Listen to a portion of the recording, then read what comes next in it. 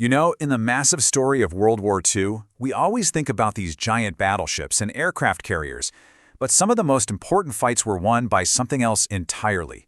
Tiny, wooden boats that came out of nowhere. Today, we're diving into the secret story of America's PT boats, the plywood assassins that absolutely terrified an empire. Okay, just picture this for a second. You're on an 80-foot boat made of wood. The engines are rumbling so low you can feel it in your teeth, and you're trying to just disappear into the blackness of the Solomon Sea. And then you see it, that searchlight, sweeping back and forth looking for you. That's not just a line from a book. That was the gut-wrenching reality for these guys, night after night. So, let's set the scene. It's July 19th, 1943. We're deep in a part of the ocean the sailors called the Slot, basically a naval graveyard. 3 little American boats are hiding, waiting to ambush a huge Japanese convoy. For the men on board, everything, and I mean everything, is on the line. Now, this wasn't just some random raid. This was critical. Those Japanese ships were packed with nearly 8,000 elite soldiers headed for a key airfield. If they got ashore, they could have easily wiped out the American Marines dug in there. So for these boat crews, failure meant thousands of American lives lost. No pressure, right? So you've got to be asking, how did a handful of plywood boats end up going head-to-head with steel warships? Well, to get that, we need to rewind a little. See, the U.S. Navy had a massive problem. When the sun went down, they were getting their butts kicked. They were losing the night war. Big time. I mean, look at this. On paper, the U.S. Navy should have dominated. They had bigger ships, more firepower, way better radar. But the thing is, the Imperial Japanese Navy owned the darkness. They'd trained for years to fight at night, using their eyes, not radar. Their Tokyo Express convoys were running circles around the Americans. The U.S. was playing chess, but the Japanese were playing a totally different, much deadlier game. So America needed an answer, something totally unexpected, something that broke all the rules. And that answer wasn't a bigger, tougher ship. No, it was basically a glorified speedboat made of wood.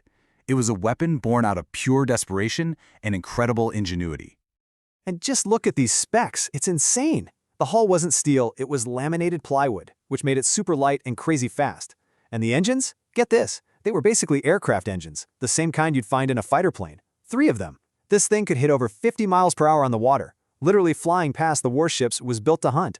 And it carried a nasty sting. 4 torpedoes, each one capable of cracking a destroyer in half. This thing was a hornet's nest on water. This quote really says it all, doesn't it? The crews knew exactly what they were riding. There was no armor to speak of. They were fast, they were deadly, but they were also unbelievably fragile. One good shot from a destroyer, and boom, you're nothing but matchsticks floating on the water. But you know, a weapon is only as good as the person wielding it. And the real secret weapon here was the kind of guys who signed up for this. These weren't your average sailors.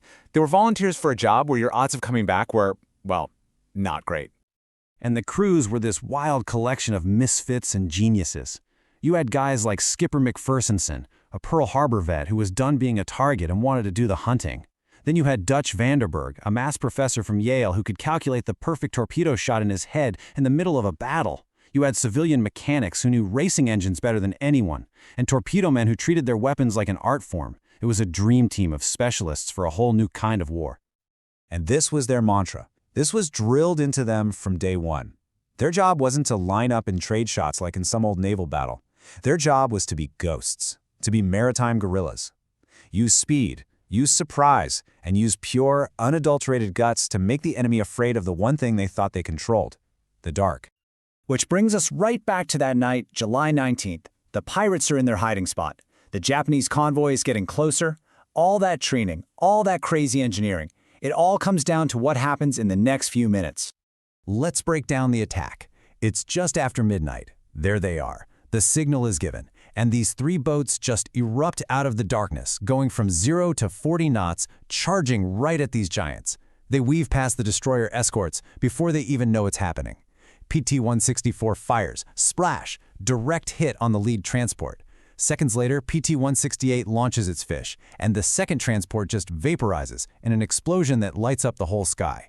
In the middle of all this chaos, a destroyer tries to ram PT-164, but they swerve out of the way just in time. And then, just as quickly as they appeared, they're gone, vanishing back into the night. The whole thing was over in less than 15 minutes. The night, which had always been the Japanese Navy's best friend, was suddenly their worst enemy. The attack was so fast and so violent, it completely shattered their confidence and their formation.